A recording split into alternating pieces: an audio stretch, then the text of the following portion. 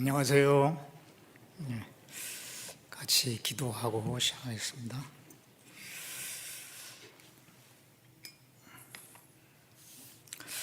은혜롭고 자비로우신 우리 아버지 하나님, 우리를 죄에서 영원한 멸망의 형벌에서 주 예수 그리스도의 그 보배로운 피로 구속해 주시고 그 복음의 말씀으로 우리를 불러서 깨닫게 하심으로 하나님의 자녀로 삼아주시고 영생의 소망 가운데 늘 살게 하신 것 참으로 감사를 드립니다.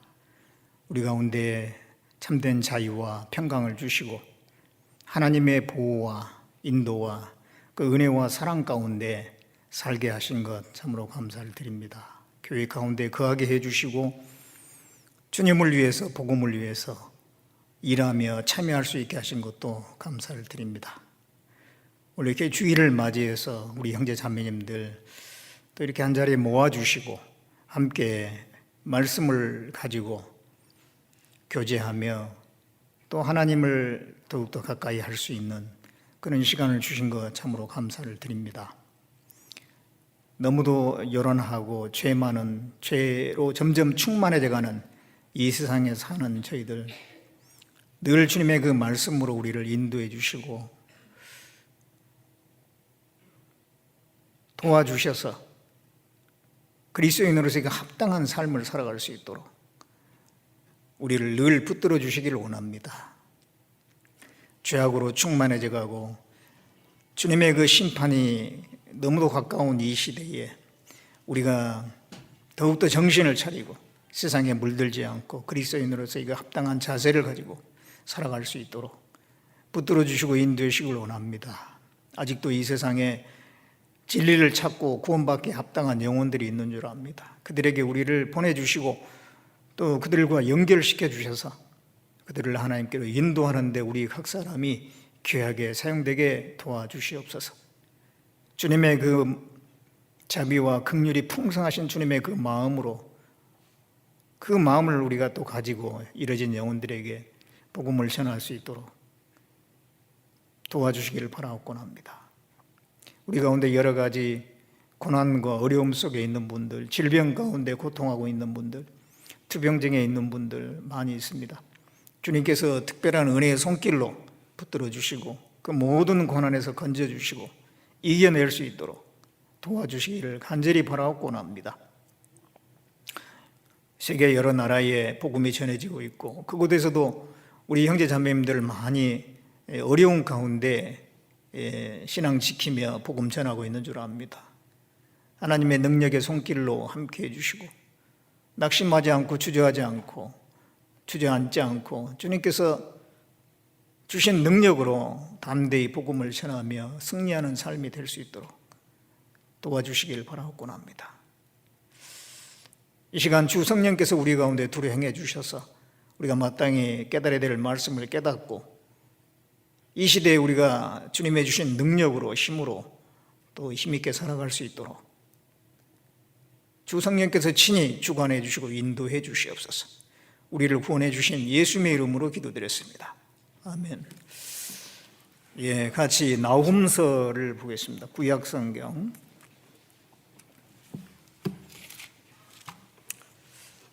나훔서 1장을 보겠습니다.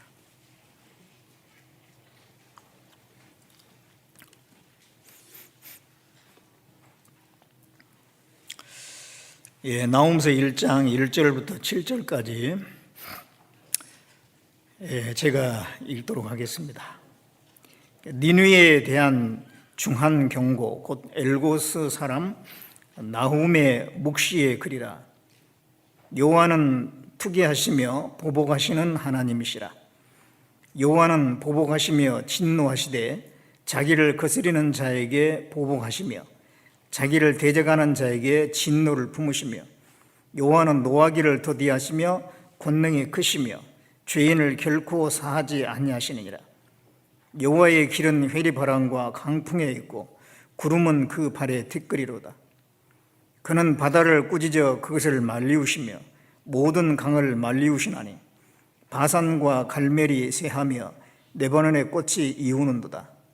그로 인하여 산들이 진동하며 작은 산들이 높고 그의 앞에서는 땅 곧 세계와 그 가운데 거하는 자들이 솟아오르는도다. 누가 능히 그 분노하신 앞에 서며 누가 능히 그 진노를 감당하랴. 그 진노를 불처럼 쏟으시니 그를 인하여 바위들이 깨어지는도다.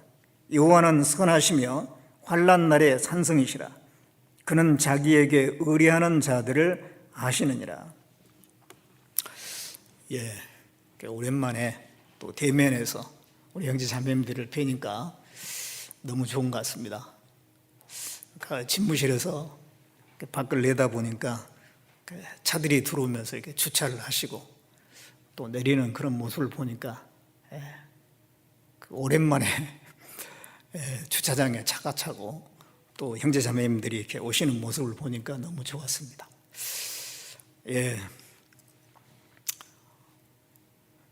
그동안 여러 가지 참 어려움 가운데 우리가 잘 모이지도 못하고 그런 일을 겪고 있는데요.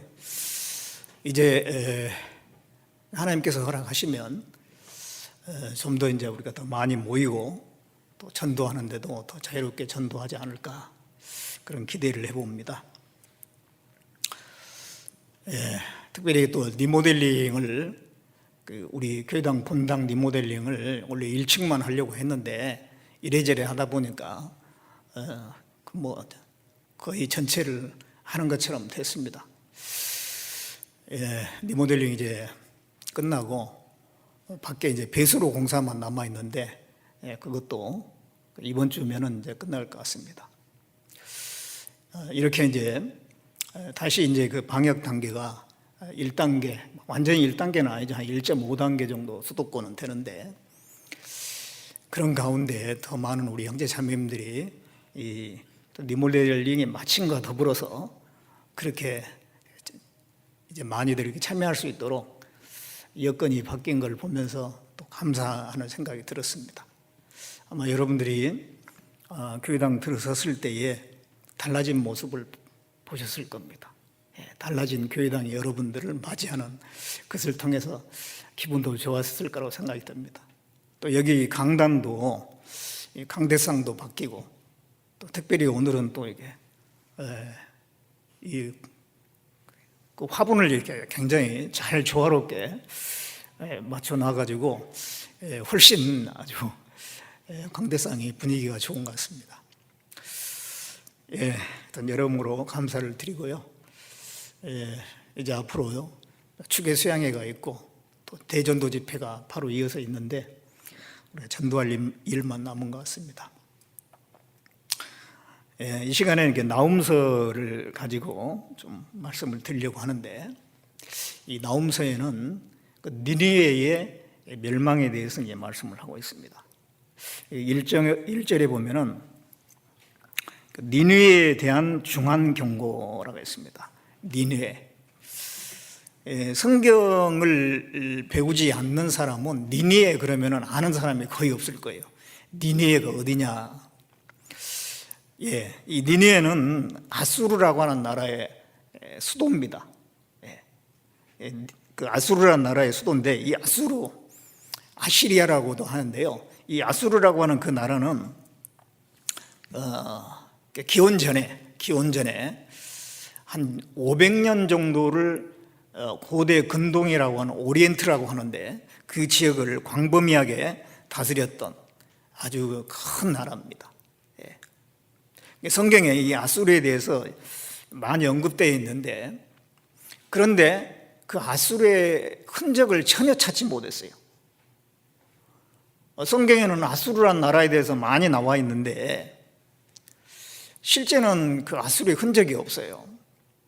그래가지고 그래서 성경을 신화지 그렇게 생각을 했습니다. 그랬는데 1846년에 어스틴 헨리 네이어드라는 사람이 니느웨를 발굴을 했어요. 땅속에 묻혀있는 니느웨를 발굴을 했습니다. 그걸 드러내 보니까 어마어마한 그 도시가 나오는 겁니다. 그래서 정말 성경은 사실이구나. 다시 한번 입증이 되는 그런 사건이었습니다. 그래서 아시리아는 분명히 있었고 그 수도 니느웨는 정말 있었습니다. 근데 그 니느웨가 얼마나 큰 성이었냐면은 둘레가 한 96km 정도 됐습니다. 둘레가 굉장히 큰, 지금의 서울 정도 되는 굉장히 큰 도시잖아요. 그리고 이제 거기에 성벽이 있는데 성벽이 높이가 한 30m, 그리고 성벽의 두께는 그 전차 세대가 이렇게 말이 끄는 그 전차 세대가 함께 갈 수 있는 그 정도 넓은 길이었습니다. 그게 이제 성벽 두께가 되는 겁니다. 그리고 거기에 사는 인구는 한 100만 정도로 추산을 합니다. 그리고 이제 그 성의 주변에 티그리스 강이 이렇게 흐르고 있어가지고 함부로 그 성에 접근할 수 없는 아주 천혜의 그런 요지였습니다. 그 난공불락의 성으로 쌓여져 있는 도시인데요, 니느웨가. 그런데 여기 나홈서에는 그 니느웨가 처참하게 멸망할 것을 예언하고 있는 거예요, 그 나홈을 통해서. 그런데 이 예언대로 BC 612년에 바벨론과 메대라고 하는 두 나라의 연합군이 쳐들어와 가지고 이 니느웨를 함락을 하게 됩니다. 이 성경에 나와 있는 그대로 이루어졌어요. 예언한 대로. 근데 이러한 그 아수르의 그 멸망에 대해서, 니느웨의 멸망에 대해서 이렇게 자세히 기록하고 있는데, 이 기록한 목적이 뭐겠습니까? 첫째는 하나님 말씀은 반드시 이루어진다는 것을 우리에게 가르쳐 주려고 하신 거예요. 이 하나님의 말씀, 예언은 반드시 이루어지잖아요. 그 말씀의 확실성에 대해서 우리에게 확실하게 알리고, 또 하나님이 어떠한 분이라는 것을 우리에게 증거하는 데 첫째 목적이 있고, 하나님은 공의로운 분이라는 것을 또 이런 말씀을 통해서 우리에게 보여줍니다. 아수르란 나라는 어떤 나라를 정복하게 되면 굉장히 아주 잔인하게 정복을 했는데요, 그들이 정복당할 때, 이 나홈서에 있는 대로 멸망할 때 그대로 그들에게 일어난 거예요. 그러니까 행한 대로 갚아주신 하나님, 아주 공의로운 그 하나님에 대해서 소개하고 있는 말씀입니다. 그리고 또 이제 이 나홈서를 기록한 목적은 그 아수르의 처참한 그 멸망을 통해서 온 세계가 그렇게 될 것이라는 것을 또 경고하고 있는 겁니다. 이 아수르는 온 세계의 하나의 모델입니다. 그래서 그 1장 5절에 보면은 그로 인하여 산들이 진동하며 작은 산들이 녹고 그의 앞에서는 땅 곧 세계와 그 가운데 거하는 자들이 솟아오르는다. 이 세계라는 말씀이잖아요. 이 아수르를 통해서 온 세계의 그 멸망을 하나님은 또 보여주고 있는 거예요. 그리고 이제 이 아수르의 멸망을 통해서 구원받지 않은 사람들의 최후가 어떻게 될 것을 보여주면서 그들에 대해서 불쌍한 마음을 일으켜서 먼저 구원받은 사람들로 하여금 그 구원받지 않은 사람을 불쌍히 여기고 전도하라고 하는 그런 하나님의 뜻도 이 안에 분명히 있을 겁니다. 그래서 그러한 그 관점에서 좀 말씀을 배워보겠는데요. 먼저 여기 이제 나홈서 1장 2절에 보면은 여호와는 투기하시며 보복하시는 하나님이시니라. 여호와는 보복하시며 진노하시되 자기를 거스리는 자에게 보복하시며 자기를 대적하는 자에게 진노를 품으시며, 이게 보복하시고 진노하시고 이런 거는 분노하시고, 이거는 이제 하나님의 무시무시한 어떤 그런 심판을 말씀하는 내용이잖아요. 6절에도 보면은 누가 능히 그 분노하신 앞에 서며 누가 능히 그 진노를 감당하랴. 그 진노를 불처럼 쏟으시니 그를 인하여 바위들이 깨어지는도다. 진노라는 단어를 4번 사용하고 분노라고 하는 단어를 사용했습니다. 그래서 총 5번이나 진노, 분노, 그 하나님의 무시무시한 그 심판이 임할 것에 대한 것을 이렇게 표현하고 있는 겁니다. 하나님은 죄에 대해서 심판하신 분이에요. 하나님을 대적하고 하나님을 떠나고 그런 것에 대해서 하나님이 심판하신 분이거든요. 그런데 또 이런 말씀도 있죠. 3절에 보면은 여호와는 노하기를 더디하시며 권능이 크시며 죄인을 결코 사하지 아니하시느니라. 여호와의 길은 해리바람과 강풍에 있고, 여호와는 노하기를 더디하시며 권능이 크시며 죄인을 결코 사하지 아니하시느니라. 이게 좀 모순 같은 말씀인데, 이게 이제 무슨 말씀이냐면은 하나님은 노하기를 더디하시고 권능이 크시다. 노하기를 더디하신다. 이거는 하나님의 자비하심을 얘기합니다. 하나님은 먼저 오래 참으신 분이에요. 자비를 베푸시고 돌아오기를 기다리시고 기회를 주시고, 그런데 끝까지 거절하고 돌아오지 않으면은 바로 이어서 죄인을 결코 사하지 아니하시느니라. 바로 그 하나님이 오래 참고 기다렸는데도 불구하고 끝까지 돌이키지 않으니까 결국은 거기들 심판하시는데 거기에 진노가 나타나고 분노가 나타나고 철저한 그 심판을 해버리시는 하나님, 그걸 이제 설명하고 있는 것입니다. 니느웨에 대해서 이와 같이 했어요. 하나님께서 먼저 니느웨에 대해서 오래 참으셨죠. 그들은 그 니느웨라고 하는 그 아수르라고 하는 나라는 아주 죄악이 충만한 곳입니다. 그런데 하나님께서 멸망을 시켜야 되는데 한 번 기회를 줬죠.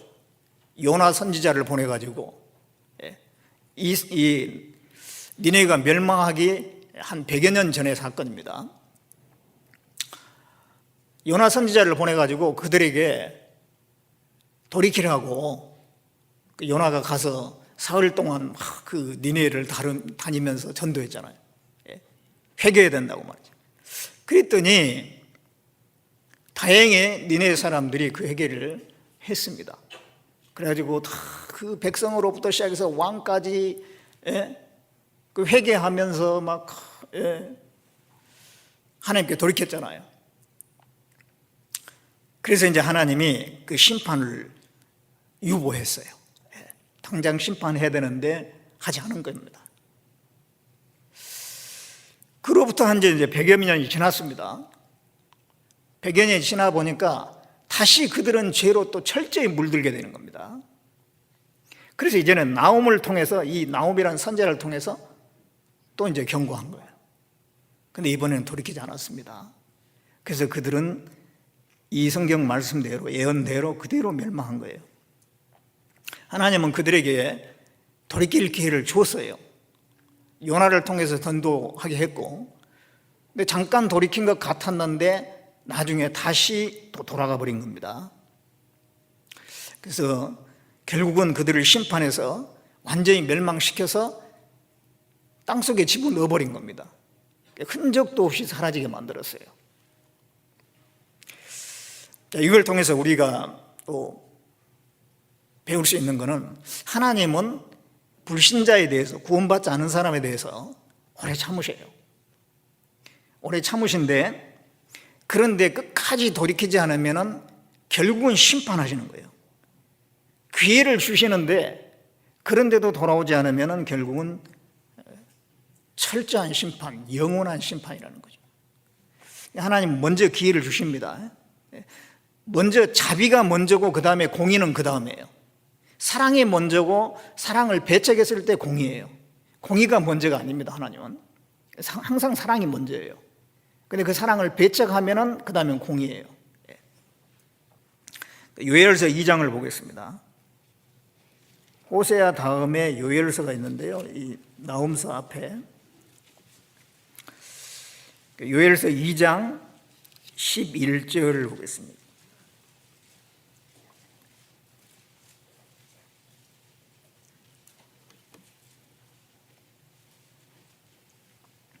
요엘서 2장 11절에 여호와께서 그 군대 앞에서 소리를 발하시고 그 진은 심히 크고 그 명령을 행하는 자는 강하니 여호와의 날이 크고 심히 두렵도다. 당할 자가 누구이랴. 예, 하나님의 심판이 임할 것을 말씀하는 거잖아요. 예. 여호와의 날, 심판의 날이거든요. 크고 심히 두렵도다. 당할 자가 누구이랴. 그런데 12절에 보면 여호와의 말씀에 너희는 이제라도 금식하며 울며 애통하고 마음을 다하여 내게로 돌아오라 하셨나니 너희는 옷을 찢지 말고 마음을 찢고 너희 하나님 여호와께로 돌아올지다. 그는 은혜로우시며 자비로우시며 노하기를 더디하시며 인애가 크사 뜻을 돌이켜 재앙을 내리지 아니하시나니. 예, 하나님은 죄에 대해서 심판하시는 하나님이지만은 먼저 이제라도 금식하고 돌이키고 하라는 거예요. 옷을 찢지 말고 마음을 찢고 그 애통하고 하나님의 눈물을 흘리면서 돌아오라는 거예요. 하나님은 은혜롭고 노하기를 더디하시고 자비로우신 하나님이니까 그 하나님께로 돌아오라는. 노아홍수 때도 그랬어요. 노아홍수 전에 그냥 바로 심판하는 게 아니라 노아를 통해서 방주를 만드는 기간이 굉장히 길었잖아요. 그 기간 동안 노아는 계속 전도한 거예요. 그 기간 안에라도 그 사람들이 노아의 방주에 탈 수 있는 기회가 있었죠. 그런데 끝까지 안 들으니까 홍수 심판입니다. 그때는 이제 방주의 문을 닫아버리고 아무리 두드려도 열어주지 않아요. 성경에 엘리라고 하는 제사장이 있는데 엘리 제사장은 자녀의 교육을 잘못 시키고 자녀들이 잘못하는데도 자녀들도 제사장의 아들들이니까 제사장이거든요. 근데 제사장이면 올바로 행동해야 되는데 잘못했어요. 그러면 이제 그 아버지로서 올바로 교육을 해야 되는데 그렇게 하지 않았거든요. 그래서 하나님이 하나님의 사람을 보냈습니다. 선지자를 보내가지고 엘리한테 경고를 했어요. 너희 집이 망하게 될 거다. 너희 자녀들이 죽게 될 거고, 그리고 너희 대대로 이제 제사장 집안인데 제사장이 끊쳐버리게 될 거다. 그런 그 경고를 했거든요. 그런데 엘리는 그걸 듣지 않았어요. 그래가지고 정말 그대로 됐잖아요. 엘리의 두 아들 홈니와 비나스가 전쟁터에 나가서 한날에 죽고, 그 소식을 들은 엘리는 의자에 앉았다가 넘어지면서 목이 부러져 죽고, 그리고 이제 그 자손들이 제사장 얼마까지는 이어지다가 나중에는 끊쳐져 버리게 되죠. 그래, 하나님 말씀대로 그 집안에 심판이 임한 겁니다. 먼저 기회를 줬는데 그 기회를 잡지 않은 겁니다.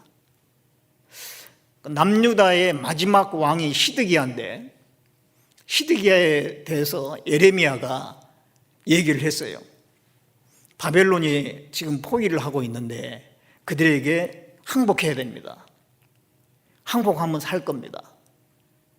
그러면서 기회를 줬거든요. 근데 시드기야는 항복하지 않았어요. 끝까지 버텼는데 1년도 안 돼가지고 바벨론에 함락이 돼가지고 두 눈이 뽑히고 바벨론으로 사로잡혀 가게 돼요, 왕이. 그러니까 하나님은 항상 기회를 먼저 주시는 겁니다. 하나님은 자비로운 하나님이세요. 긍휼과 자비가 무궁하신 하나님이에요. 그래서 먼저는 사랑을 주시고 긍휼을 베풀어 주시고 자비를 베풀어 주셔요. 근데 그거를 받아들이지 않을 때에는 이제 무지막지한 심판이 있는 거예요. 베드로후서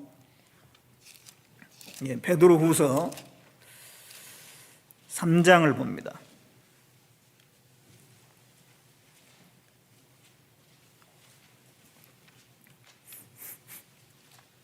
3장 9절에 주의 약속은 어떤 이에 더디다고 생각하는 것 같이 더딘 것이 아니라 오직 너희를 대하여 오래 참으사 아무도 멸망치 않고 다 회개하게 이르기를 원하시느니라. 그러나 주의 날이 도적같이 오리니 그날에는 하늘이 큰 소리로 떠나가고 체질이 뜨거운 불에 풀어지고 땅과 그 중에 있는 모든 일이 드러나리로다. 이 말씀에 하나님은 오래 참으사 아무도 멸망치 않고 다 회개하게 이르기를 원하셔요. 오래 참으셔요. 그런데 그래도 안 돌아오면 어떻게 되냐면은 그러나 주의 날이 도적같이 오리니 그랬어요.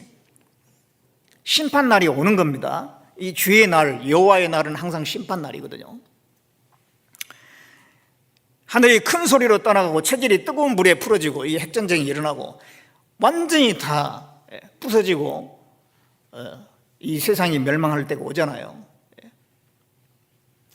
한 개인에 대해서도 오래 참으시지만은 끝까지 돌이키지 않으면은 다시는 기회가 주어지지 않을 수가 있습니다.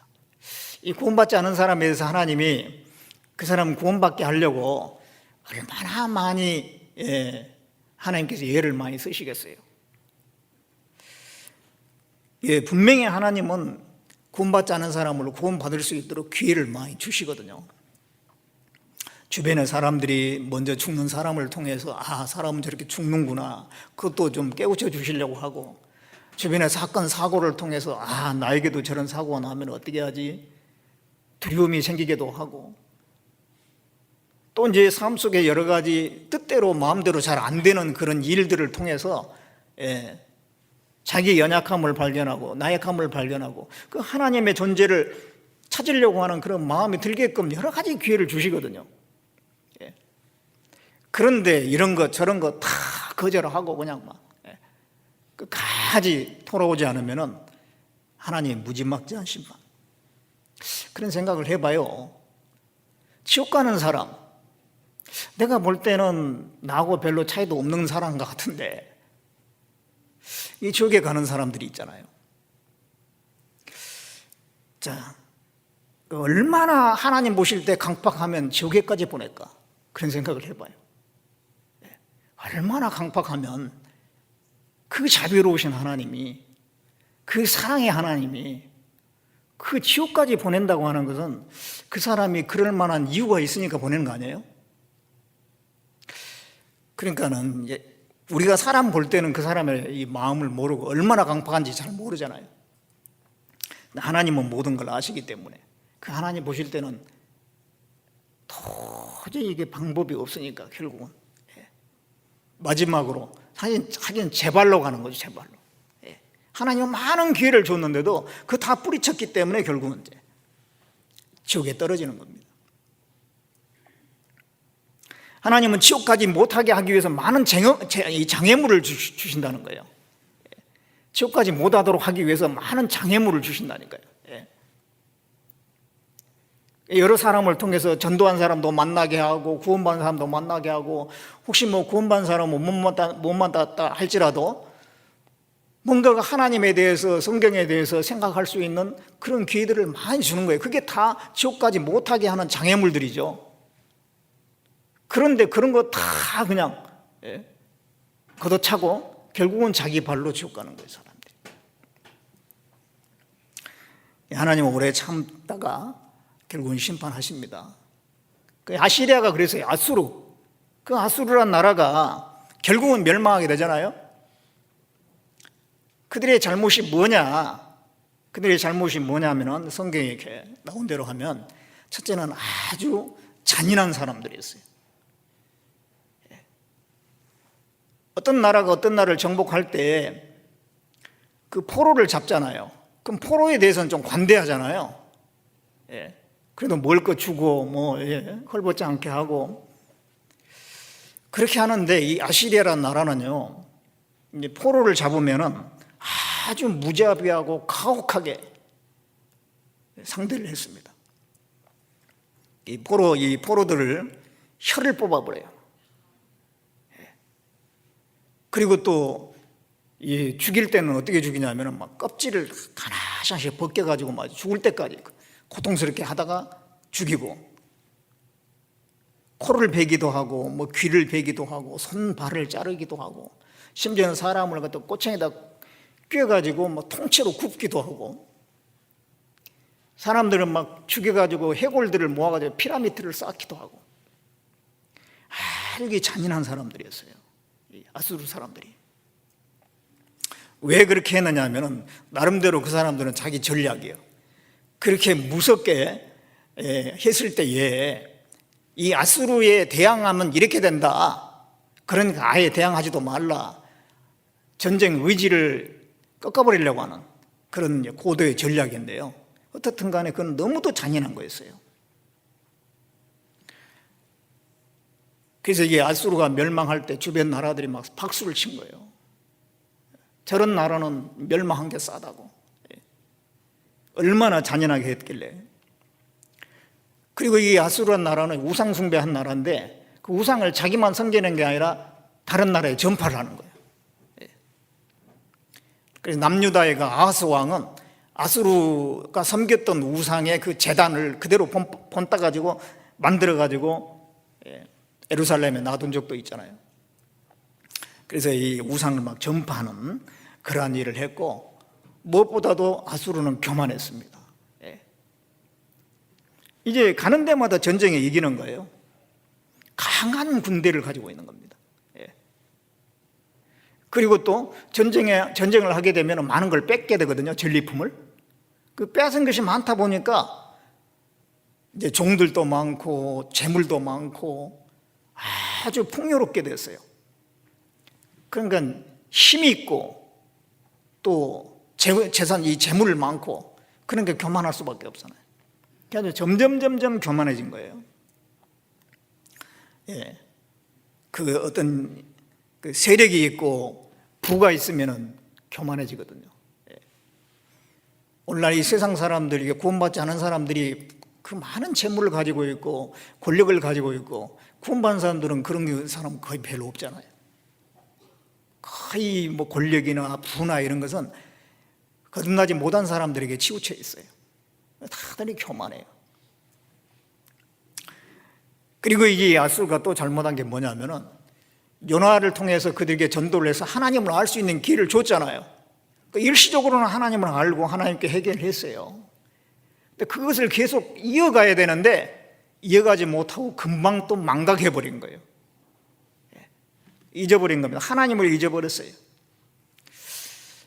그렇게 해가지고 결국은 그 심판을 받게 되는데, 멸망을 하게 되는데, 이 죄인들이 지옥 가게 되는 경우, 이 아수르의 멸망은 거의 비슷해요. 이유가 비슷합니다.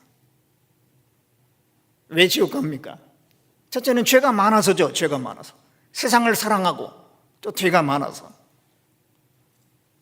그리고 이 마음이 교만해서입니다. 교만해서 하나님께 나오지 않은 거예요. 마땅히 하나님에 대한 두려운 마음을 가져야 되는데 이 두려운 마음이 없는 거예요. 죽음에 대해서 두려워해야 되는데 죽으면 죽지 뭐 나만 죽은가? 다 뭐 죽는데 어차피 사람은 죽을 건데 하면서 죽음에 대해서 별로 두려워하지도 않고, 죽음에 대한 두려움이 있으면은 그걸 해결할 수 있는 방법을 찾겠죠. 근데 그런 마음이 없는 거예요. 옛날 사람들은 기본적으로 그래도 신에 대한 두려움이 있거든요. 요즘 사람은 그런 신에 대한 두려움이, 신이 어디 있어? 아예 싹 무시해버립니다. 이 마음이 너무너무 교만해져 있어요. 무엇보다도 이 죄인들이 지옥 가는 이유는 하나님의 은혜를 거절한 겁니다. 하나님의 은혜를 받아들이지 않는 거예요. 그 지옥 가는 길을 피할 수 있도록 하나님 다 준비해 놨는데 그걸 받아들이지 않는 겁니다. 요한복음 3장 19절에 보면은 빛이 왔으되 세상 사람들이 자기 행위가 악한 거로 빛보다 어두움을 더 사랑한 것이다 그랬어요. 빛 대신 예수님이 어둠 가운데서 지옥 가는 길에서 건져주시기 위해서 오셨잖아요. 그 예수님을 받아들여야 되는데 빛보다는 어둠에 계속 머무르는 걸 좋아하고 빛을 거절하는 겁니다. 그것 때문에 이제 망하는 거죠. 로마서 2장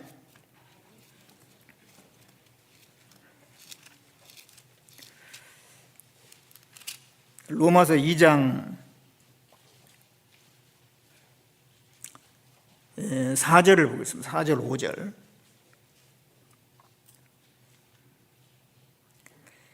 혹 내가 하나님의 인자하심이 너를 인도하여 회개케 하심을 알지 못하여 그의 인자하심과 용납하심과 길이 참으심의 풍성함을 멸시하느냐?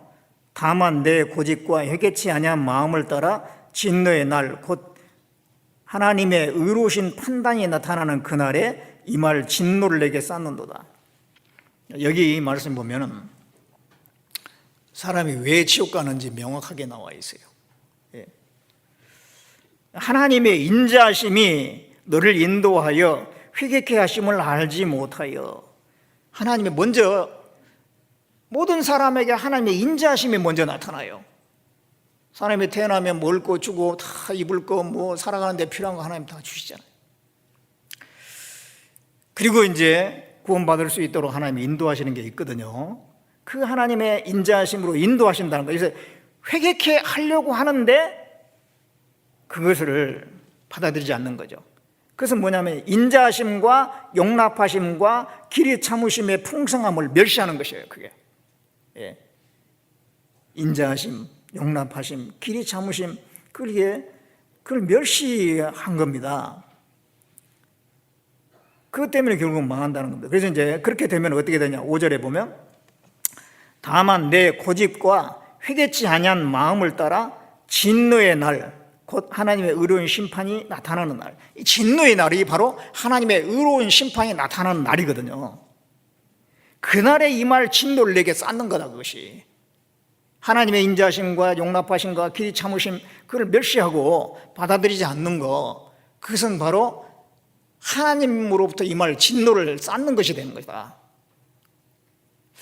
그래서 그 진노를 받는다는 거예요. 지옥 가는 사람이 결국은 그렇게 해서 지옥에 가게 되는 거예요. 그 다음에 하나님의 진노가 쏟아지는데 그 진노는 너무너무 무서운 진노잖아요. 그것을 이 아수르의 멸망을 통해서 조금이나마 보여주고 있는 거예요. 이 아수르라는 나라가 계속 하나님께 돌이키지 않잖아요. 결국은 이제 심판날이 오는 겁니다. 바벨론과 메대가 연합해가지고 결국은 물밀듯이 그 안에 들어가가지고 순식간에 그 니느웨 도시를 점령하면서 수많은 사람을 죽여버리는 거예요. 그 아수르의 멸망의 날, 니느웨의 그 멸망의 날에 대해서 그 나홈서에 기록이 되어 있거든요.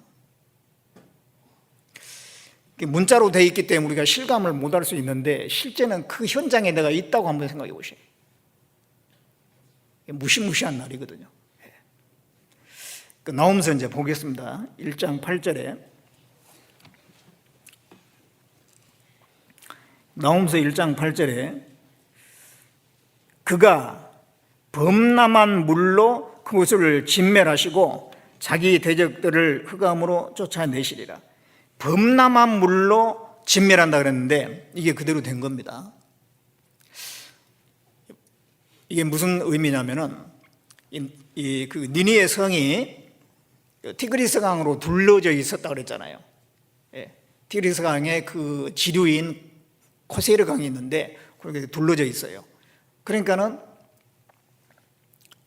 그 밖에서 이제 성에 들어가려면 강을 건너서 들어가야 되니까 함부로 접근을 못 하잖아요. 그러니까는 아주 견고한 성인 거예요. 함부로 이게 침략하기 어려운 성인 겁니다. 그 성에 들어가려면 이제 그 성문을 쫙 내려가지고 강 위로 이제 다리를 만들어야만이 들어갈 수가 있는 거죠. 그러니까 성문 딱 굳게 닫고 있으면 들어갈 수가 없는 거예요. 그런데 어떻게 그 성이 이제 점령이 됐냐면 그들이 그렇게 믿었던 그 코세르 강, 티그리스 강의 지류입니다. 그 강물이 갑자기 범람하게 된 겁니다. 범람하면서 물이 갑자기 범람하면서 그 수문이 완전히 파괴돼 버렸어요. 수문이 파괴되니까 이 밖에 있는 그 바벨론 군이 그 파괴된 수문을 통해서 순식간에 성 안으로 들어가는 거예요. 그러니까 성문을 열 필요도 없이 파괴된 수문을 통해서 들어갔습니다. 그러니까는 자기들이 의지했던 그 강물이 해자라고 하는데 해자의 그 강물이 오히려 적군을 불러들이는 그런 역할을 하게 된 거거든요. 그런 걸 보면은요, 하나님 말고는 의지할 게 없는 거예요. 그 잠언 25장 19절에 보면 환난 날에 진실치 못한 자를 의뢰하는 의뢰는 부러진 이와 위골된 발 같으니라 그랬어요. 이빨이 부러지면 그거 어디다 쓰겠어요? 이 뼈가 위골된 발은요, 차라리 안 붙어 있는 게 낫지. 너무 고통스러운 거예요. 그런 것처럼 이 환난 날에 하나님 외에 다른 것은 진실한 의뢰가 될 수 없다, 그런 얘기입니다.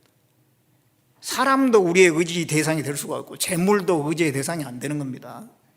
인간의 기술과 과학, 세상 사람들은 그걸 의지하지만 우리는 그거 열 것도 없고.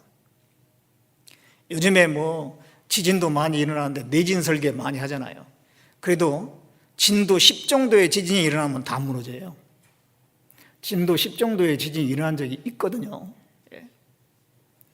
너무 가끔이지만. 그러나 앞으로는 그런 지진이 많이 일어날 가능성이 있어요. 내진 설계한 거 다 무너집니다. 인간의 과학기술이라는 것은 하나님의 심판 앞에 물거품 정도밖에 안 되는 거예요.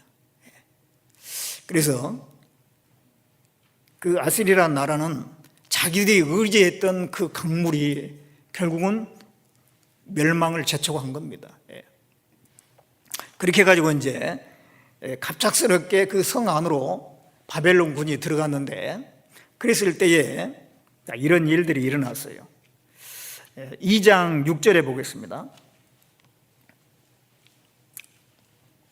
2장 6절에 강들의 수문이 열리고 왕궁이 소멸되며 정명대로 왕후가 벌거벗은 몸으로 끌려가며 그 모든 시녀가 가슴을 치며 비둘기같이 슬피 우는도다. 수문이 열리고 거기에 이제 그 왕궁이 점령이 되면서 왕비가 벌거벗은 몸으로 끌려갔다 했어요. 그 바벨론 군이 일부러 그렇게 한 것 같아요. 부끄럽게 만들려고 그 옷을 다 벗겨가지고 끌고 갔어요. 그리고 모든 시녀가 가슴을 치며 비둘기같이 슬피 우는도다. 그 여인들이 말이죠, 너무 갑작스러운 그런 그 환난에 어찌할 줄 모르는 겁니다. 8절에 니네에는 예로부터 물이 모인 곳 같더니 이제 모두 도망하니 서라 하나 돌아보는 자가 없도다. 물이 모인 곳 같다는 것은 당시 아주 중심적인 도시다, 그런 얘기입니다. 아주 풍요롭고 물이 많이 모이니까 풍요롭고 그런 도시였는데 이제는 적군이 와가지고 그 도시를 점령하게 되니까 도망을 치는데 서라 하나 돌아보는 자가 없다 이거죠. 은을 노력하라, 금을 늑탈하라. 저축한 것이 무한하고 아름다운 기구가 풍요함이니라. 그게 많은 걸 가지고 금과 은 많이 썼는데 그게 다 이제 가져가 버리는 거죠. 그리고 어떻게 되냐면 10절에 니네가 공허하였고 황무했도다.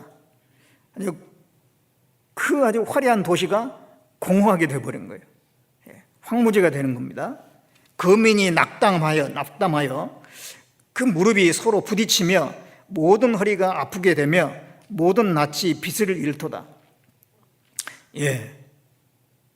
사람이 전쟁할 의지가 없어요. 낙담한다는 거죠. 전이 상실해버렸고 무릎이 서로 부딪힌다는 건 비틀비틀 거리고 힘이 하나도 없는 거예요. 허리가 아프다는 것은 이제 임산부가 그 아이를 낳을 때 고통 같은 그런 고통을 얘기합니다. 너무너무 고통스러운 거예요. 모든 낯이 빛을 잃도다. 공포에 질려가지고요.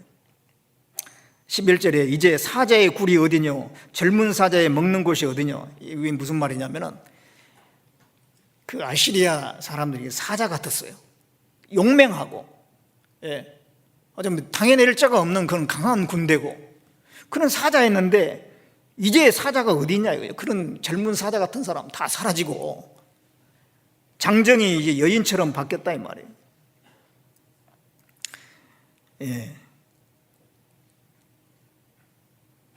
3장 2절에 보겠습니다.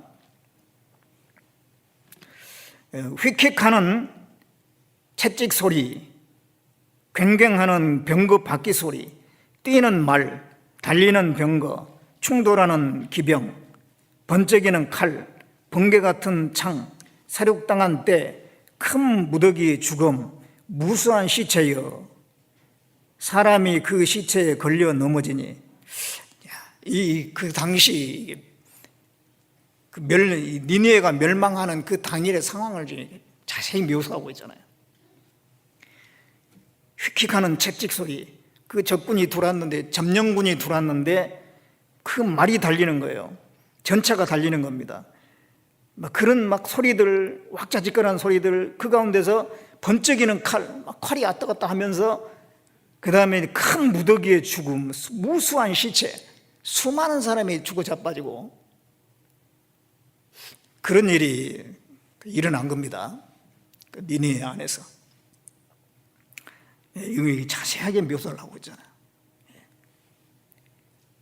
3장 13절에 너희 중 장정들은 여인 같고 너희 땅의 성문들은 너희 대적 앞에 넓게 열리고 빗장들은 불에 타도다.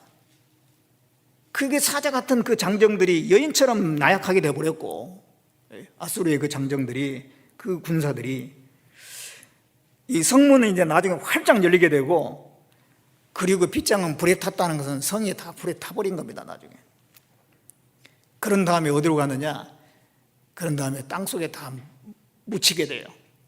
옛날에는요, 다른 나라를 정복하잖아요. 어떤 도시를 정복하면 다 부숴가지고 흙으로 그냥 묻어버리거든요. 그런데 정말로 아시리아가, 니느웨가 그렇게 됐어요. 그냥 땅속에 들어가서, 깊은 땅속에 들어가가지고 2500년 동안 땅속에 묻혀 있었어요. 1846년 발굴될 때까지. 아주 흔적이 없다니까, 흔적이. 땅속에 내려갈 것을 성경에 다 예언을 해놨잖아요. 나홈서 1장 14절에 보면요, 나홈서 1장 14절에 나 여호와가 내게 대하여 명하였나니 내 이름이 다시는 전파되지 않을 것이라. 내가 내 신들의 집에서 새긴 우상과 부은 우상을 멸절하며 내 무덤을 예비하리니 이는 내가 비루함이라. 내 무덤을 예비하리니 그러죠. 무덤 속에 완전히 다 묻어버렸습니다. 예. 자, 이 아시리아라는 나라가, 이 니느웨라고 하는 도시가 멸망을 했는데요. 이것을 통해서 이걸 여기에 기록한 이유는 우리에게 교훈을 주기 위한 겁니다. 우리가 뭔가를 배우라고 주시는 말씀이에요. 이걸 통해서 우리가 알 수 있는 것은 아시리아만 멸망한 게 아닙니다. 아시리아는 당대의 최고 강한 나라였습니다. 여러 나라를 정복한 제국이었어요. 그 아시리아의 멸망을 통해서 온 세계도 결국은 멸망할 것을 하나님은 보여주고 계신 거예요. 지금 온 세계가 점점 과학 문명을 발달시키고 사람들은 점점 교만해져 가고 있잖아요. 그들의 머릿속에서 하나님을 지워버리려고 하잖아요. 하나님을 멀리 내쫓아버려요. 그리고 인간 중심으로 점점 인본주의가 점점 팽배해져 가고 있어요. 하나님이 그걸 심판하실 때가 옵니다. 이 아수르를 통해서 하나님을 배척한 이 세상이 심판받을 것을 보여주는 겁니다. 이사야 51장 6절에 보면 너희는 하늘로 눈을 들며 그 아래 땅을 살피라. 하늘이 연기같이 사라지고 땅이 옷같이 헤어지고 거기에 거한 자들이 하루살이같이 죽게 되는 날이 온다는 거예요. 이사야 13장, 이사야 13장 보겠습니다.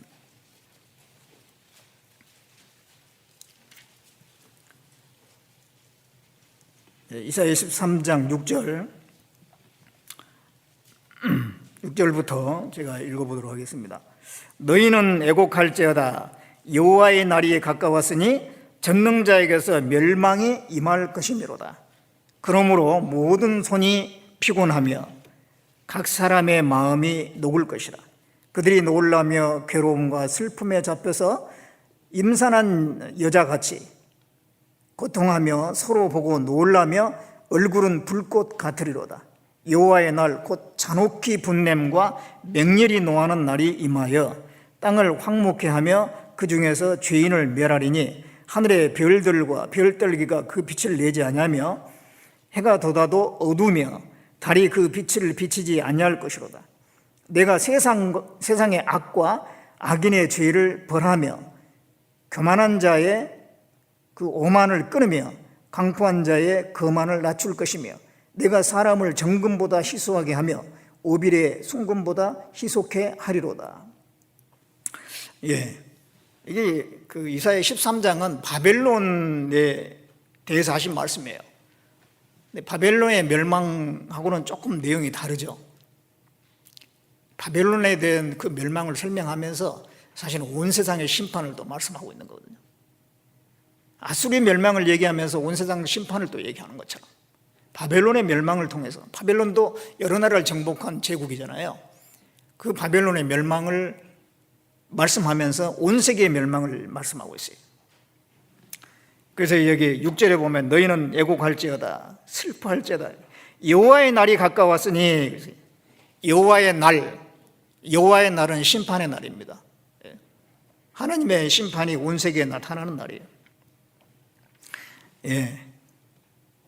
그래서 그러므로 모든 손이 피곤하며 각 사람의 마음이 녹을 것이라. 그들이 놀라며 괴로움과 슬픔에 잡혀서 임산한 여자같이 고통하며 서로 보고 놀라며 얼굴은 불꽃 같으리로다. 너무너무 공포스럽고 놀래서 어찌할 바 모르는 상황이에요. 하늘의 별들과 별떨기가 빛을 내지 아니하며,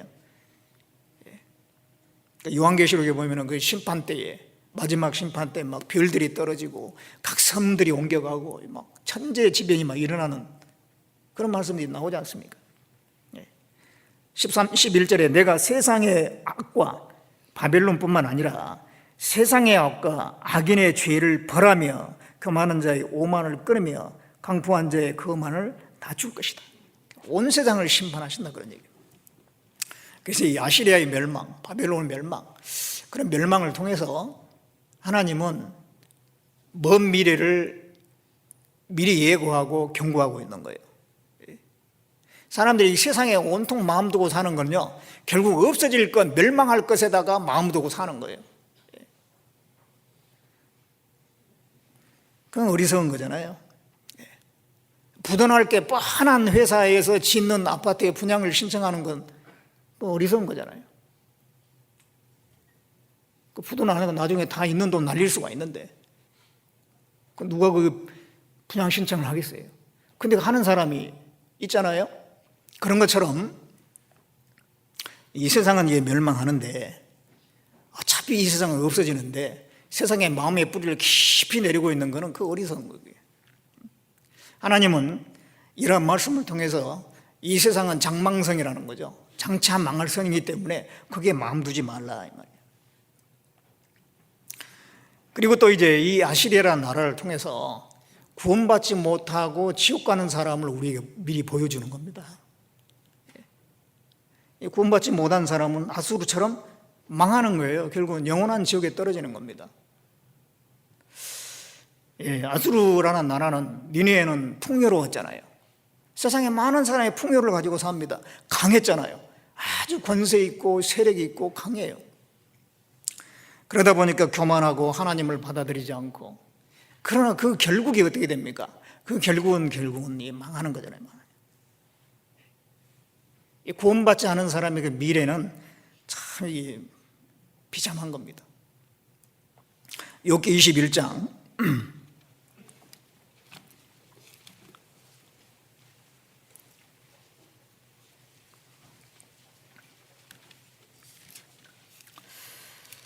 욥기 21장 7절을 보겠습니다. 어찌하여 악인이 살고 수를 누리고 세력이 강하냐? 시가 그들 앞에서 그들과 함께 굳게 서고 자손이 그들의 목전에서 그러하구나. 그 집이 평안하여 두려움이 없고 하나님의 매가 그 위에 임하지 아니하며 그 수소는 영락없이 새끼를 베게 하고 그 암소는 새끼를 낳고 낙태하지 않는구나. 그들은 아이들을 내보냄이 양떼 같고 그 자녀들은 춤을 추는구나. 그들이 소고와 수금으로 노래하고 피리 불어 즐기며 그날을 형통하게 지내다가 경각간의 음부에 내려가느니라. 이 악인의 그 삶과 그 결말이 어떻게 되는가 이게 말씀하고 있잖아요. 악인들은 일시적으로는 잘 된다 이 말이죠. 오래 살고 세력도 강하고 권세와 영광, 세상의 영광을 거머쥐고 자녀들도 다 이게 잘 되고, 또 재산도 늘어나요. 수소는 영락없이 새끼를 배기하고 암소는 새끼를 낳고 낙태하지 않고 이게 재산이 불어나는 거죠. 잘도 불어요. 요즘에 무슨 서울에 있는 무슨 아파트 이렇게 사가지고 막 몇 년 사이에 막 수억이 오르고 막 그런 경우 많이 있잖아요. 그런 일들이 많이 있습니다. 그리고 자녀들은 춤을 추고 또 소고와 수금으로 노래하고 즐기고 그러다가 경각간의 음부에 들어가느니라.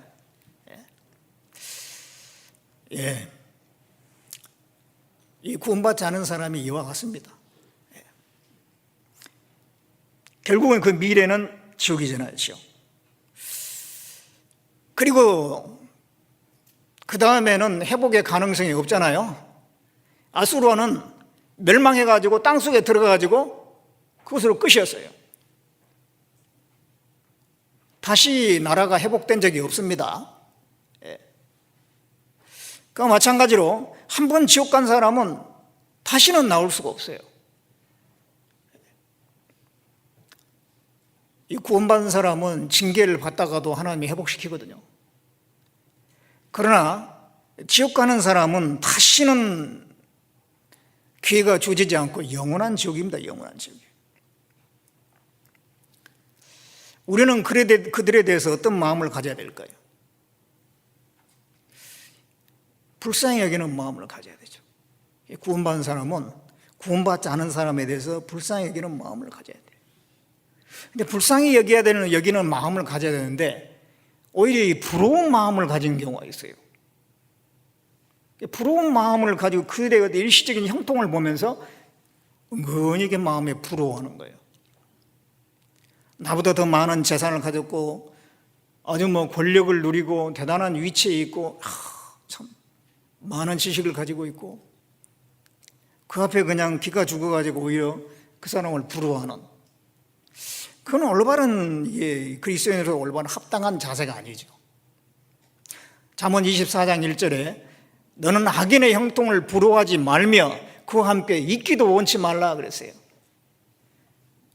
그 악인의 형통을 우리가 부러워하면 어떻게 전도를 하겠어요? 그들을 부러워하면 안 돼요. 그들은 일시적으로는 잘 된 것 같은데 나중에는 여기 경각간의 음부에 들어가느니라. 그리고 다시는 나올 수가 없어요. 과거에 여러 나라들이 있었습니다. 그런데 멸망한 뒤에 다시 회복된 나라는 없죠. 에돔이란 나라 멸망했는데 그것으로 끝이에요. 바벨론이란 나라 있었는데 멸망했는데 그것으로 끝입니다. 아수르도 마찬가지고, 성경에 보면 고대에 있었던 나라들이 많이 있었는데 그 이방 나라들 중에서 멸망해갖고 회복된 나라가 없어요. 다 그것으로 끝입니다. 그런데 이스라엘만큼은 유일하게 멸망했다가 다시 회복이 됐어요. 그 이스라엘 민족은 구원받은 그리스도인의 모형이거든요. 하나님은 다른 나라들은 다 멸망시켜서 그걸 끝내버렸어요. 그런데 이스라엘 민족은 다시 돌이켰거든요. 다시 회복을 시켰잖아요. 예레미야 30장 보겠습니다. 예레미야 30장.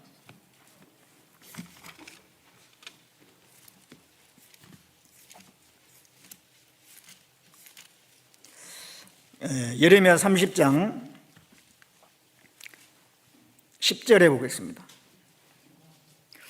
그러므로 나 여호와가 말하노라.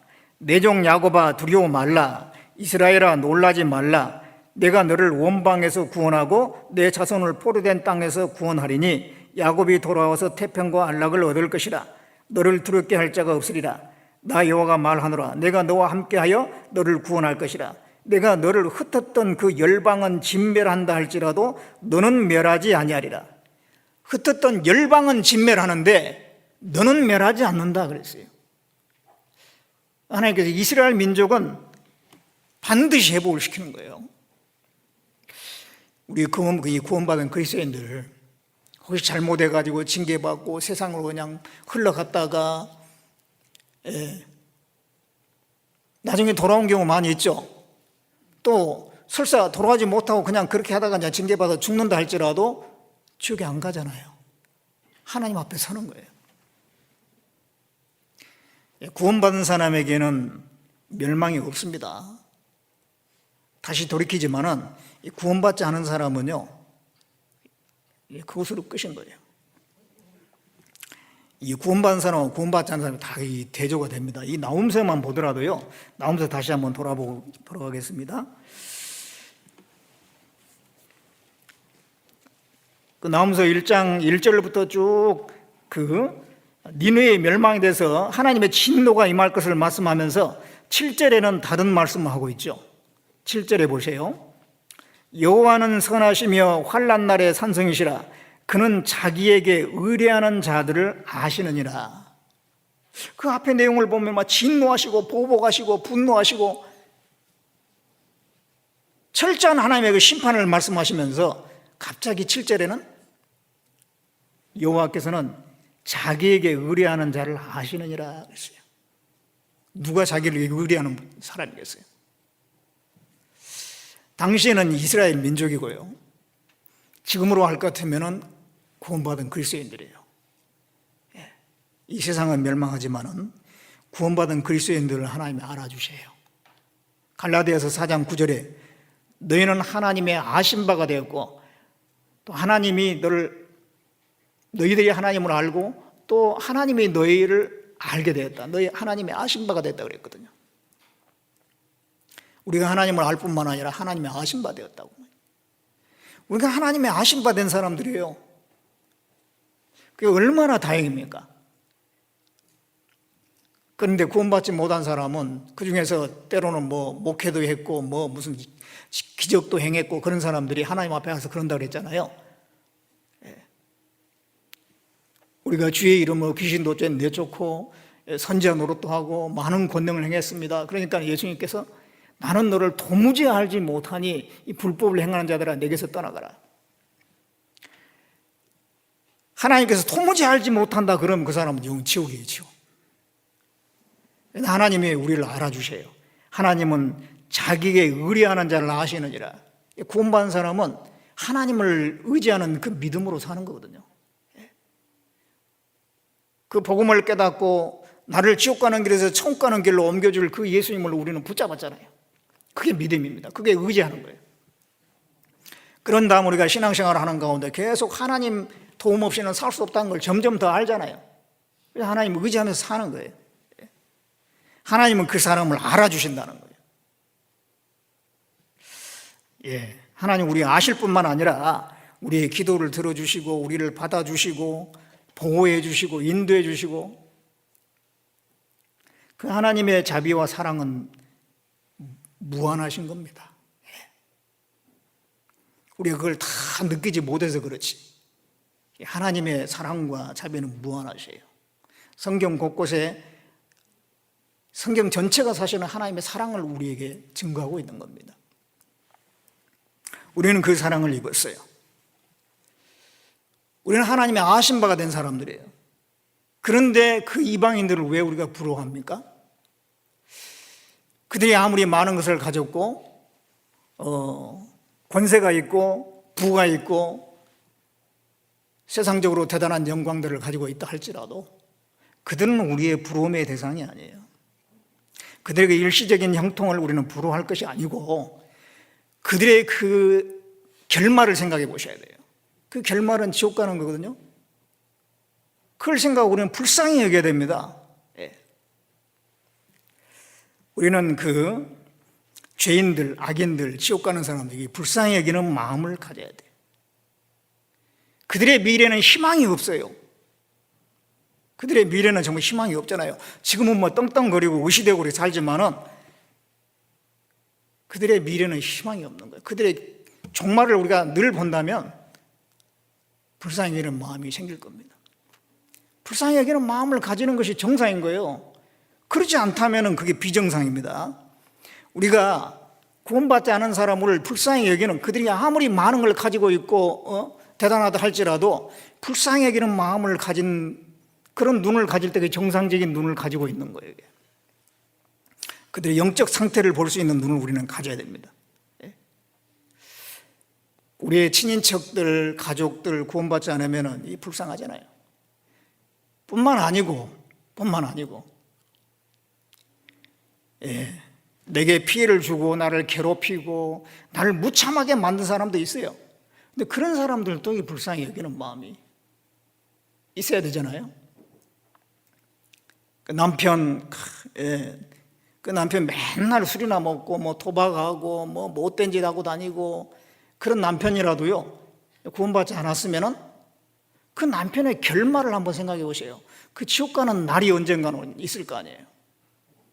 그 아수르가 그 멸망했던 바로 그 당일처럼 그런 그보다 훨씬 더 비참한 그 결말이 언젠가 오잖아요. 그 생각하면은 불쌍히 여기는 마음이 생기는 게 당연하죠. 직장의 상사가 막 뭐 일 못한다고 맨날 타박하고 뭐 지적하고 괴롭힐 수도 있죠. 그래도 그 사람 구원받지 않았으면 그 사람의 미래를 한번 생각해 보세요. 그 사람의 마지막 날을 한번 생각해 보시라고. 불쌍히 여기는 게 맞죠. 행여는 누가 나에게 뭐 피해를 주고 내 돈 떼먹고 도망간 사람도 있을 거예요. 그 사실만 생각하면 정말 분도 나고 그러겠지만은, 그러나 그 사람의 결국을 한번 생각해 보시라고. 불쌍히 여기는 마음이 있는 게 정상인 거예요.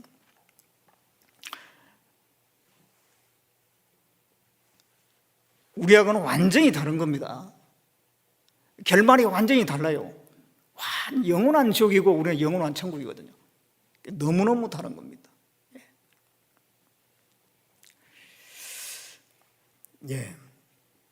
그리고 우리가 그 긍휼히 여겨야 될 이유는요, 그 불쌍히 긍휼히 여겨야 될 이유는, 우리도 하나님이 나를 불쌍히 여겨서 나를 구원해 주신 거예요. 우리도 바로 그 긍휼을 인해서 우리가 구원을 받은 겁니다. 그러니까 다른 사람도 불쌍히 여기는 것이 당연하잖아요.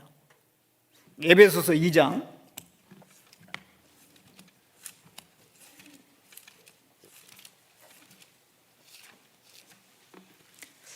2장을 보겠습니다.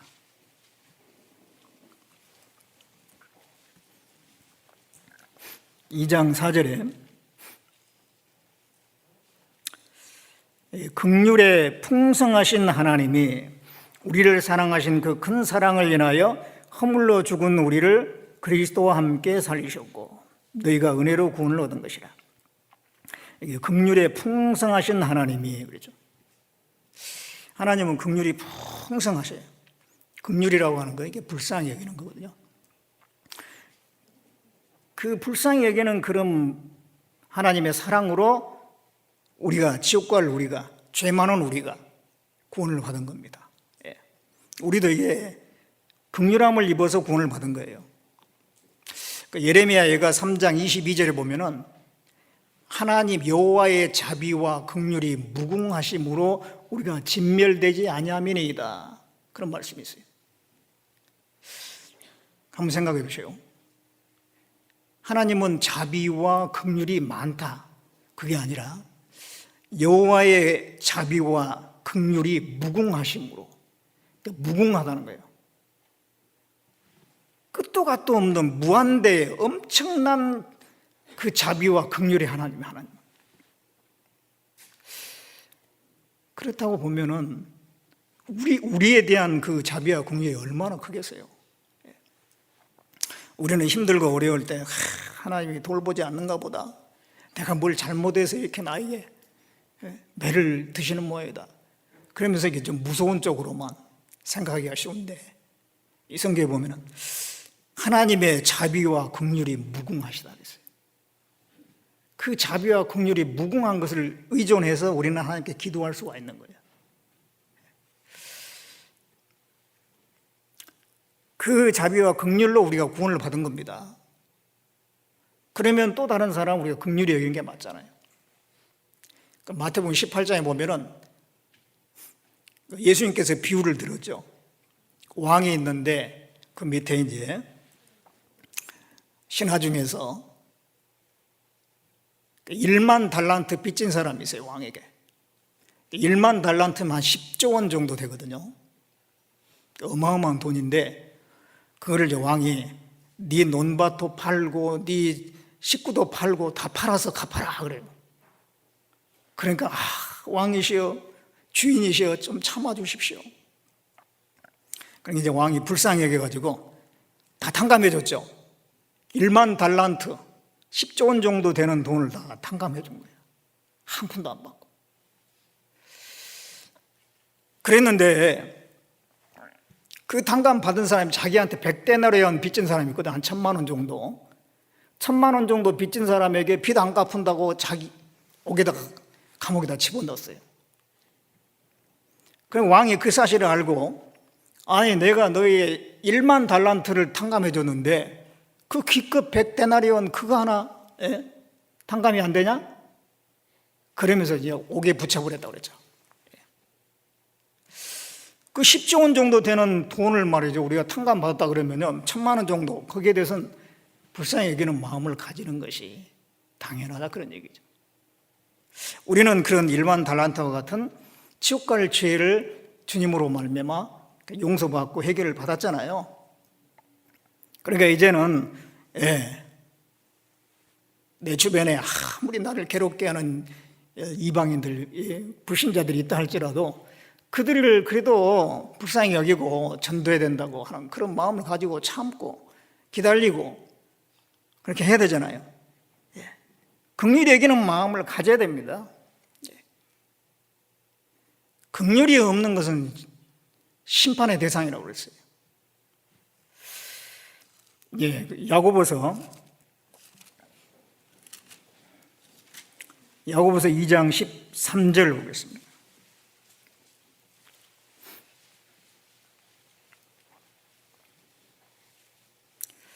(2장 13절에) 긍휼을 행하지 아니한 자에게는 긍휼 없는 심판이 있으리라. 긍휼은 심판을 이기고 자랑하느니라. 긍휼을 행하지 아니한 자에게는 긍휼 없는 심판이 있다.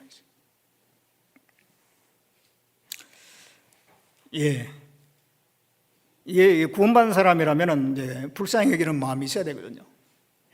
구원받지 않은 사람은 이렇게 불쌍히 여기는 마음을 가지고 있어야 돼요. 긍휼이 없다. 긍휼이 왜 없을까요? 이 마음이 딴 데 뺏겨서 그러겠죠. 또 이 죄가 어떤 죄 가운데 빠져 있으면 긍휼이라는 게 없어지거든요. 마태복음 24장 12절에 보면은 불법이 성함으로 사랑이 식어지리라 그랬어요. 불법이 성함으로 사랑이 식어지리라. 불법은 죄잖아요. 죄가 많아지면은 사랑이 식어져 버려요. 내가 죄 가운데 빠져 있고 세상에 폭 빠져 있으면 긍휼이 없어져 버립니다. 긍휼을 행하지 않는 자는 긍휼 없는 심판이 있습니다.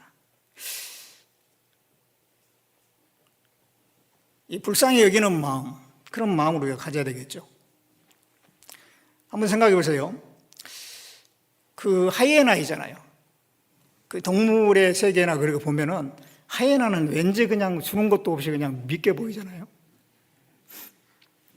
막 그냥 때로 다니면서 그냥 막 뜯어먹고 막. 그런데 그런 하이에나라 할지라도요, 사자에게 뒷다리 물려가지고 쩔뚝쩔뚝하고 다니면 그건 불쌍해 보이더라고. 그 뒷다리 물려가지고 말이죠, 쩔뚝쩔뚝하면 그게 불쌍하다니까요. 그 동물은 불쌍히 여기면서 지옥 가는 사람을 불쌍히 여기지 않는다. 그건 이상한 거잖아요. 예수님께서 말씀하기를 양 한 마리가 구덩이에 빠졌으면 그걸 건지지 않겠느냐. 사람이 양보다 얼마나 귀하냐. 양이 구덩이에, 양 한 마리가 구덩이에 빠졌으면 그걸 어떻게든 건져내는데 근데 사람은 양보다 훨씬 더 귀하지 않느냐? 당연히 건져내야 되지 않느냐? 그걸 말씀하신 거예요. 예.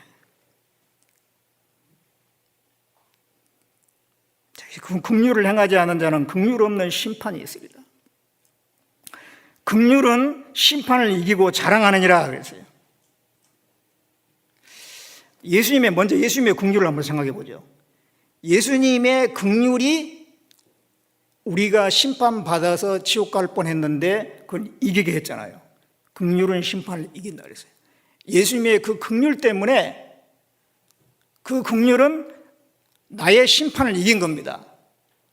내가 지옥 갈 그 운명을 극복한 거예요. 예수님의 그 긍휼이. 뿐만 아니라 내가 구원받지 않은 사람을 불쌍히 여기면 또 그 사람이 심판받아서 지옥 갈 운명에 있는 사람을 건져내기 때문에 그 긍휼은 그 심판을 이기는 거예요. 이 긍휼이라는 게 너무도 참 중요한 거예요.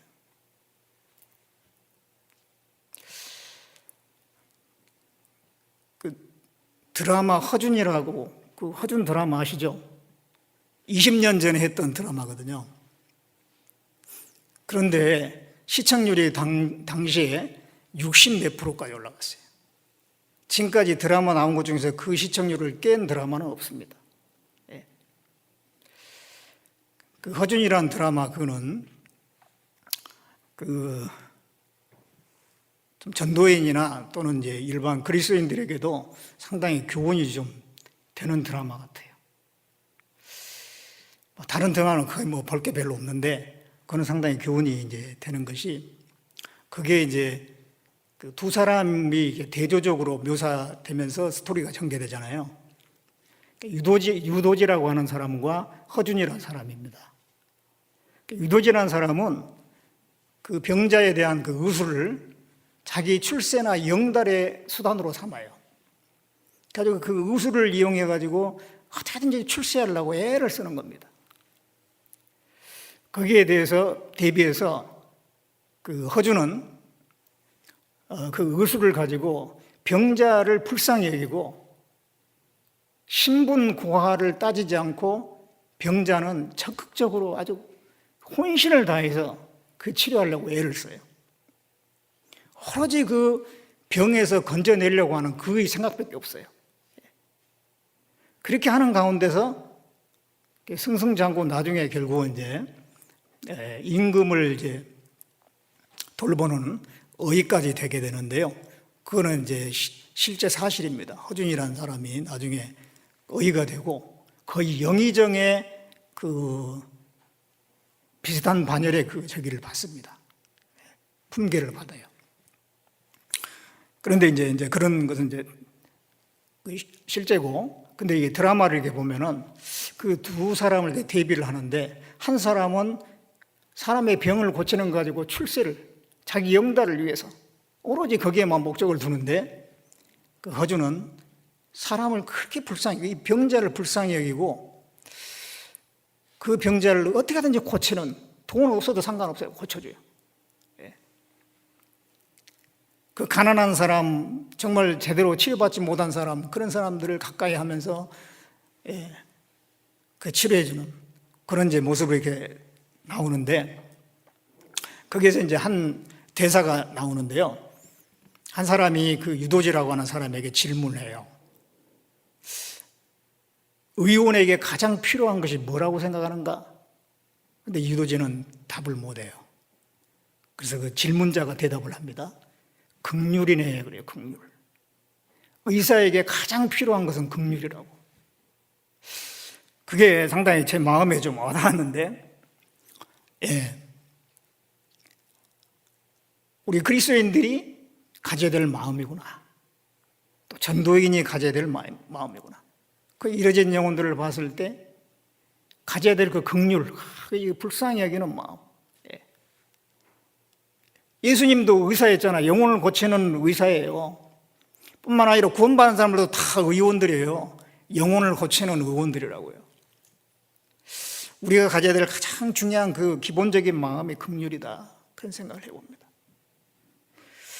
그 긍휼이 상대방에게 전해진다면 그 마음이 열리고 마음이 부드럽게 되고 그리고 이제 구원으로 연결될 겁니다. 유다서 1장을 보겠습니다.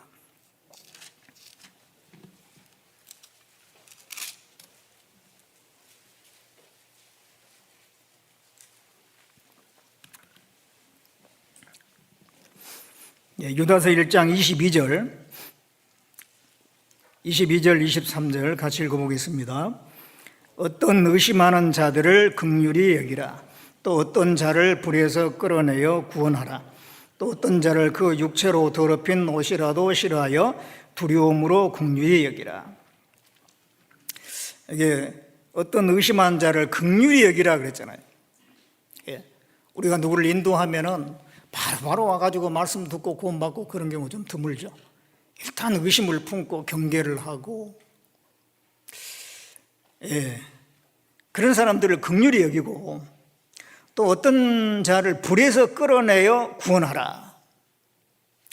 불에서, 지옥 가면 이제 불이 있잖아요. 그 지옥 불 속에서 끌어내서 구원으로 인도해야 된다, 그런 얘기죠. 그 육체로 더럽힌 옷이라도 싫어하여. 이 무슨 말이냐면 그 사람이 구원받지 않는 사람이 살아가는 가운데 죄를 많이 짓고 살잖아요. 그것은 우리가 경계하고 끝까지 내가 물들면 안 되잖아요. 그래서 이제 더럽힌 옷이라도 싫어하고 대신 두려움으로 긍휼히 여겨라.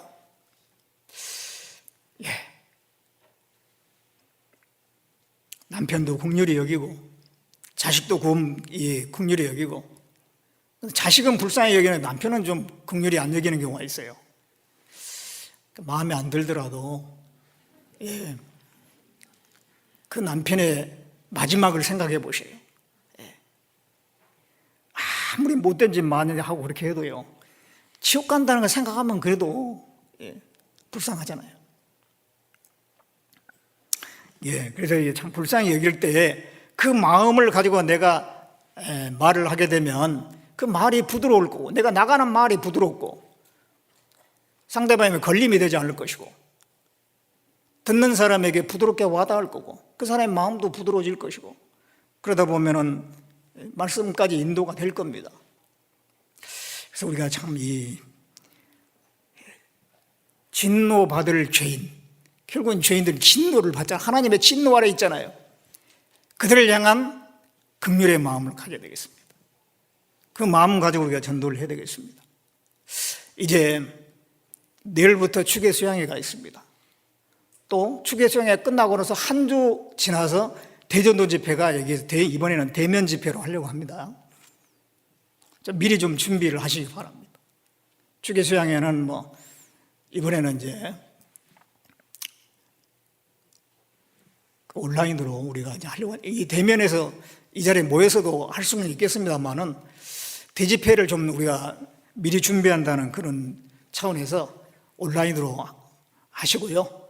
그 다음에 이제 대집회는 좀 대면 집회니까 또 바로 이어서 준비를 철저히 하셔가지고 이번에 많은 영혼들이 좀 구원받는 그런 계기가 됐으면 좋겠습니다.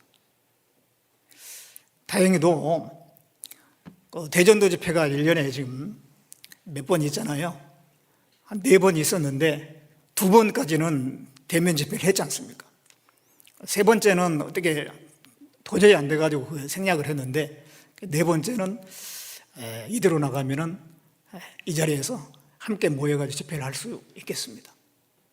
그래서 이게 하나님께서 또 주신 기회니까요. 좀 다들 좀 준비하는 가운데 좋은 집회가 됐으면 좋겠습니다. 주변 우리 사람들 좀 돌아보면서요, 정말 요즘 사람 너무도 강팍하잖아요. 말을 하면 고분고분 받아주질 않잖아요. 다른 말은 그렇게 잘 되는데 전도하는 말을 하면은 그냥 쏘아붙이기도 하고 그냥 아예 답도 하지 않고 말도 하지도 않고 그런 경우도 많이 있잖아요. 그러더라도 그 영혼들을 이렇게 불쌍히 여기고, 겉으로는 그래도 이 속마음은, 속에 있는 영혼은 제발 좀 나를 건져달라 그럴 거예요. 그래서 그 영혼들을 향해서 남은 기간에 또 오늘도 그렇고 대전도 집회를 준비하는 그런 가운데 계속 전도를 해 주시기 바랍니다. 기도하겠습니다. 우리를 사랑하신 하나님, 죄 가운데서 우리를 구원해 주시고 주님의 그 복음의 역사에 참여케 하신 것 참으로 감사를 드립니다. 우리를 불쌍히 여겨주셔서 구원해 주셨습니다. 주님의 그 긍휼을 우리가 받았사오매 우리도 또 다른 사람을 긍휼히 여기며 정말 그 지옥 갈 영혼들을 불쌍히 여기고 어떻게 하든지 건지고자 하는 그 간절한 마음이 될 수 있도록 도와주시길 바라곤 합니다. 때로는 우리 마음이 돌처럼 단단해져서 정말 강팍해져서 그 영혼을 보면서도 긍휼히 여기지 못하는 그런 마음이 될 때가 있습니다. 하나님, 우리 마음을 깨트려 주시고 정말 간절하고 진실한 마음으로 복음을 전해서 주님의 그 사랑으로 전해서 그 영혼들을 주님 앞으로 인도할 수 있도록 우리 모두를 사용해 주시고 주계 수양회 그리고 대전도 집회 주님 도와주셔서 이번에 많은 영혼들, 그동안 전도 못했던 그런 그 영혼들 이번에 전도해서 구원받을 수 있도록 역사해 주시기를 간절히 바라고 합니다. 우리를 구원해 주신 예수님의 이름으로 기도드렸습니다. 아멘.